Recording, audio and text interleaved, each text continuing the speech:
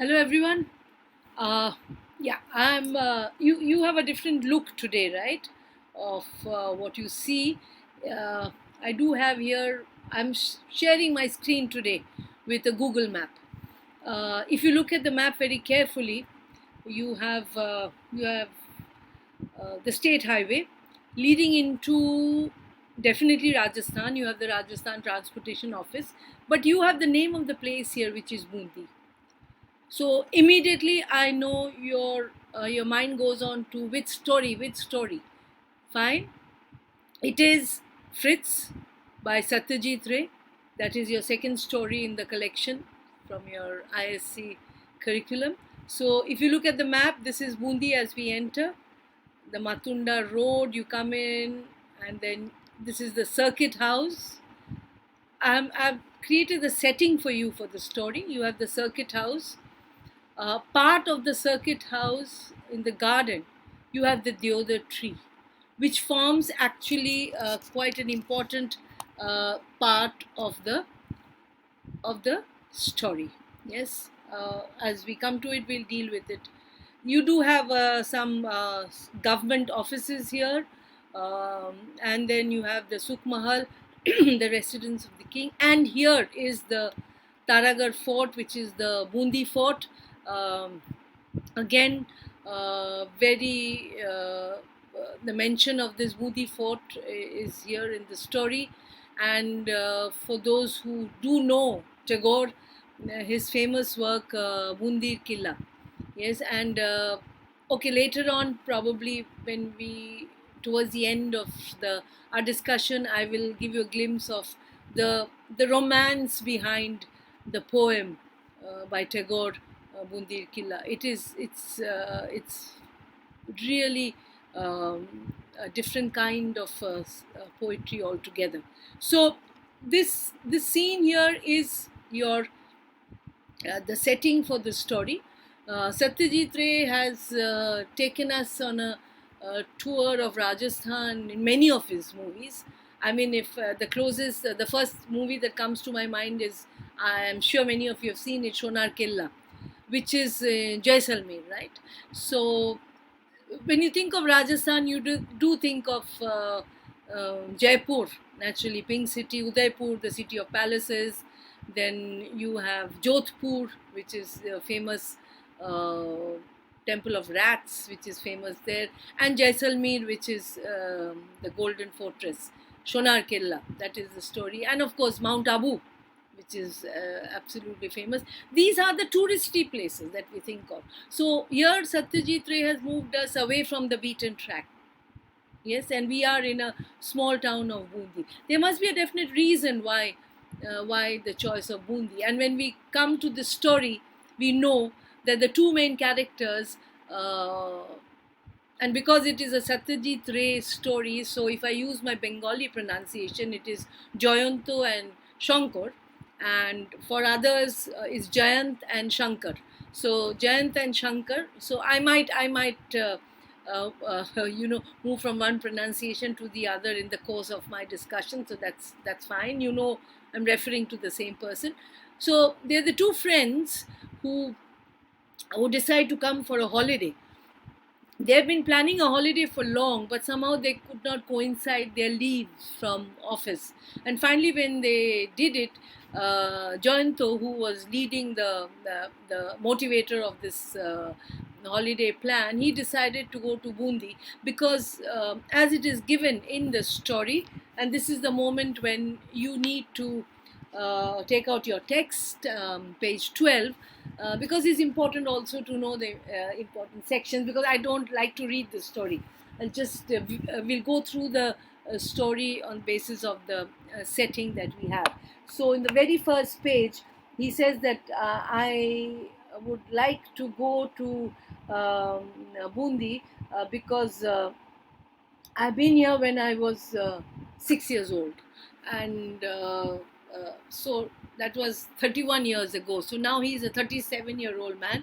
So after 31 years, when he's finally found the somewhat a common time with his friend Shankar to come for a holiday, they decided to come to Bundi. Now, when you're planning a holiday, how many of us do like to uh, look for a new place for your next holiday, or many of you would like to go back to somewhere that you've already visited?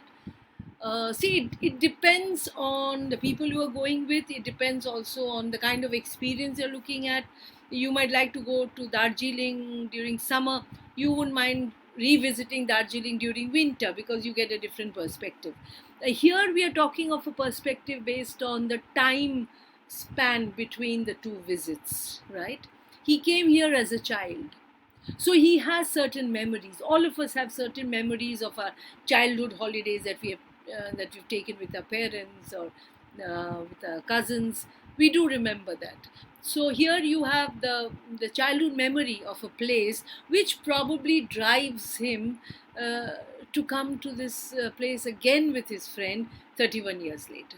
Yes. So, and the very first page, it is the first setting that we are introduced to is they come and stay at the same place.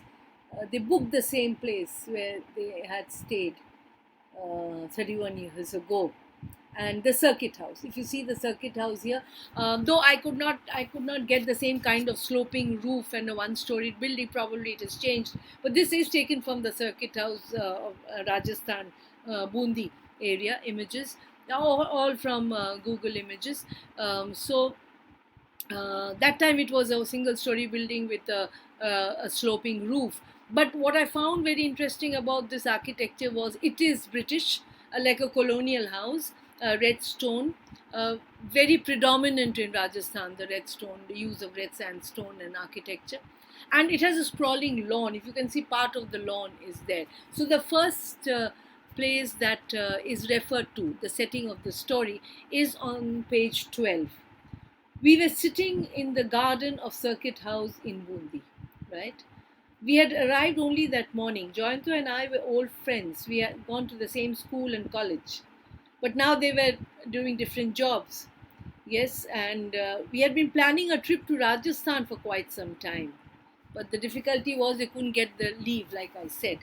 But look at the next paragraph, which is important. Most people go to Jaipur, which I mentioned earlier, incidentally. Most people go to Jaipur, Udaipur, Chittor. Yeah, I forgot to mention Chittor, Rani Padmavati and the Grand Johar, Alauddin Khilji, if you remember.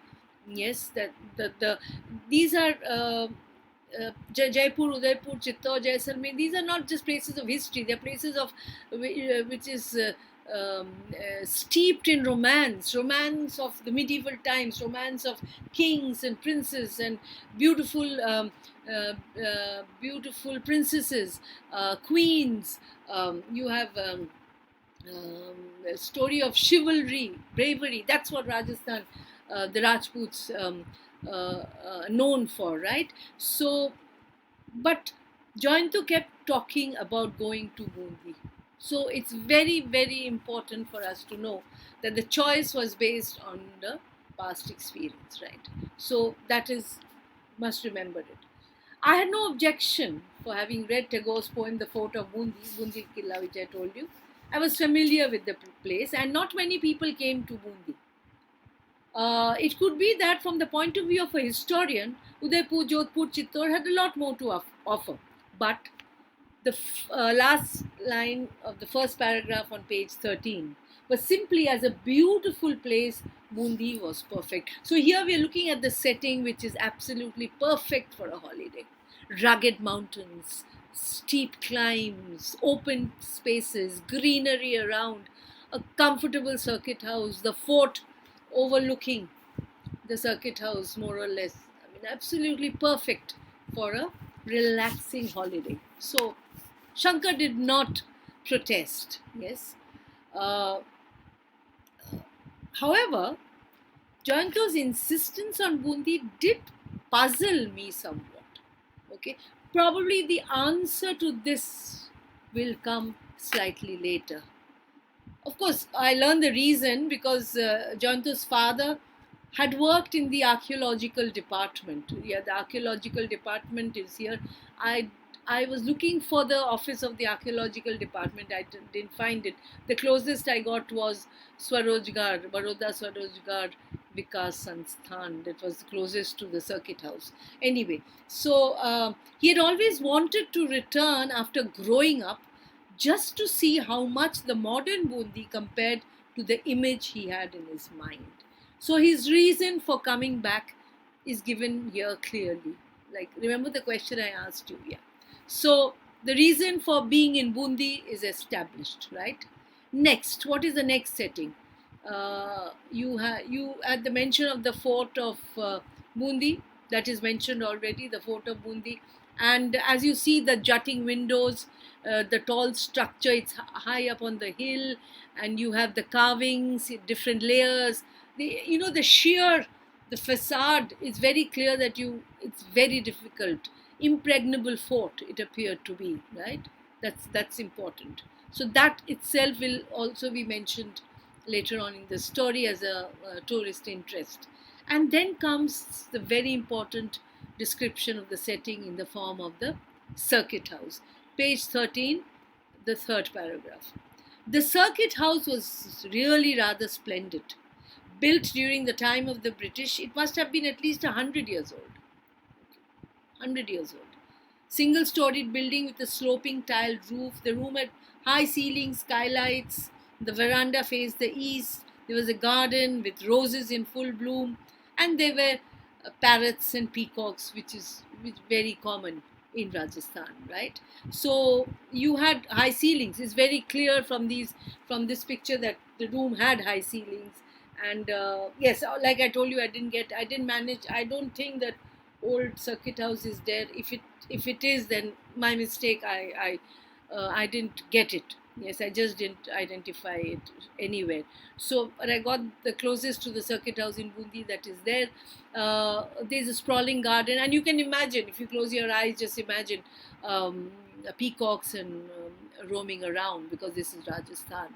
Yes, uh, the land of chivalry and romance, right? And we had already been on a sightseeing tour of the town. The famous fort of Bundi was placed right here among the hills. If you see, this entire drive here would be undulating, right? This shows you the terrain. That's why I used this map to show you the terrain of the place. Very rugged, very rugged. That very typical of Rajasthan. Yes. Uh, the only reminders of modern times were the electric poles. Otherwise, everything was like old Rajputana. So probably this was like um, a time warp that Bundi was in for them. Except for the electric poles, it was probably they sort of went back to when they were 6-year-olds. So Bundi is now caught in a time warp. They are they've gone back to being as children, nothing modern about it. It's like the old Rajputana. They won't be surprised if they hear the thunderous hooves of horses coming in, and men in shields and spears. That entire story of um, valor that is created around Rajasthan, which is very true, right? So from here we move to a very important point. Along with the setting, the environment, the ambience is created, and which also affects the people there, right? Any kind of ambience will affect the people there. So on page 14, first paragraph, I noticed Jointo had turned rather quiet after arriving in Mumbai. So he's otherwise quite a talkative chap, and they're friends going on a holiday. They're not here to be very quiet. Yes, perhaps some of his memories had returned. Probably he's going back thinking about what did he do when he was here as a 6-year-old? How did he pass the time? What were the special activities that they did? Who were the others with him? He's thinking of the past. Yes. It was easy enough to feel a little depressed when visiting a place one may have seen as a child. Why do you think one becomes depressed? Probably because you've seen the transition that has taken place. Yes, how the place, the beauty, the ruggedness, the has changed, and now it's become a bustling town with cars and scooters and rickshaws all around. or is it because that time as a child it was a different kind of thought when you come on a holiday with your parents, free to do what you want, no thoughts about work left behind or taking a leave, have to go back after 5 days because you are then um, absolutely carefree, not a concern in the world. But now it's different. There's more of responsibility and probably, I don't know, there could be other reason. But there's another reason that Shankar gives at the end of this paragraph. Besides, Jointo was certainly more emotional than most people. So probably there would be others who wouldn't be so concerned and depressed and thoughtful, not depressed, pensive and thoughtful. But Jointo, being the kind of person mm, he was more affected by this experience. Yes. Then the next paragraph, we'll move on to the next setting. Shankar is really quite strange. When he's thinking about really quite strange. So the strangeness part of it has already set in. He's thinking about things being strange, being different. When he came as a child, the chairs that he used to sit in were the same chairs, but then he was a child, so he couldn't reach the ground, so he used to sit cross-legged. The drawing room with its high ceiling and this huge, maybe unwieldy furniture for the present modern times, for him appeared to be huge. But now it appears small because now he's a tall man walking into probably a normal sized room. But a child's perspective, everything was large and enormous. But now he's looking at it differently. And then he says something which is very important. If I hadn't returned, those memories would have remained stuck in my mind forever. There's one thing very clear here. He has very strong memories of his past experience. Very important point to be noted. Very strong memories that are can be probably not just tangible. Memories that are tangible. These are the memories that he has of his past. And he says that if I hadn't returned, those memories would have remained stuck. So has he come here to remove those memories, replace those memories? From this sentence, it appears to be that there are certain memories that he wishes to be replaced. And then the next setting, which is right here, central. Dyodhar. He just says, as he's walking around in the garden, strolling, suddenly he stops and he says, Dyodhar. A Dyodhar tree. It ought to be here somewhere. And then he looks around frantically for the tree, and then he suddenly says, yes, here it is, exactly where it was before. What a strange statement to say. And that's exactly how Shankar replies. He said, of course it is where it was before. Would a tree go roaming about? You wouldn't expect a tree to be moving about. It's where it was before. But mark Jayanto's reply. Shook his head impatiently. Means you haven't understood what I'm trying to say. That is the thought. No, that is not what I meant. He didn't mean that the tree is exactly where it was before. But what did he mean? All I meant was that the tree is where I thought it might be. So, where I thought it might be. Some association. There's some memory in his mind about where exactly the tree was, because there's something associated with it. Probably an event, probably a pleasant or unpleasant, we don't know. Probably a game that he played as a child. Probably something which gave him a lot of pleasure. Probably did not. Yes, but there is a memory, a distinct memory associated with the tree. Yes, might be. It was in my mind, tracing out the map in his mind. Then why did you suddenly think of the tree? He just stood there. You can imagine him standing there in front of a tree and frowning it. He's trying to recollect what was the memory associated with the tree. I can't remember that now, but there was something. I, I something pulled me to this tree. There is something attached to this tree that I should be aware of, but I really don't know what it is. I had done something here, a very important line. We are moving. The plot is thickening now, if I may say so. I had done something here. A 6-year-old boy, what had he done? Had he done something wrong? Had he done something which was so enjoyable? But the way he's reacting does not talk about a happy moment. Yes, I had done something here. Don't remember what. And then he bursts out saying, a European. Out of the blue. We are in Rajasthan, way out town of Bundi. Hills around, forts, circuit house. And out of the blue, he says, a European. It's a very tantalizing moment to leave the story here. I would really like to end first lesson here. We are on page 15, the first 2 lines.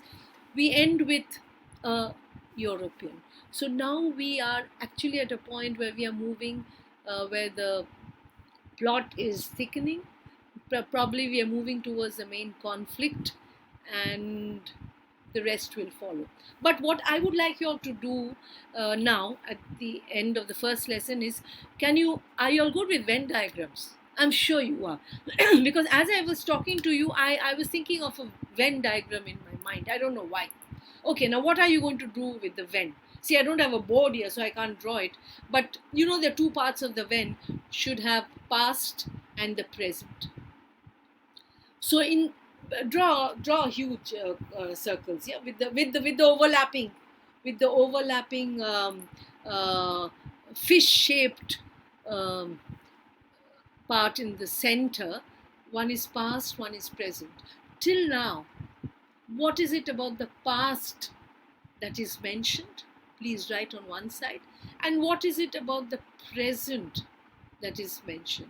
And if you find any 1 or 2 things that are overlapping, please write it at the center. Yes, that would be a great exercise as we move further in the story, because this Venn diagram, with all its events and incidents of the past and the present and the overlapping parts at the center, will actually help us in formulating a kind of a conclusion to this story, and probably also for us to draw an estimate of this very interesting tale that Satyajit Ray has left for us. So a good point for me to conclude for the first day. Remember, the setting is important. I hope you've got a picture of this in your minds. I kept it on for the entire lesson because it's important for us to understand, and then we will move on to the rest of the story. The 2 characters, Jayanto and Shankar, friends, and in Bundi, visiting the fort, living in the circuit house, identifying where the deodar tree is, and we end with a European. Let's leave it with that moment, and as I leave you with the moment, I would wish you all enjoyable evening ahead, and I shall see you very soon. Till then, please complete the Venn. It's very important, which will help you in further plotting the rest of the story. Right? Okay, take care. Bye.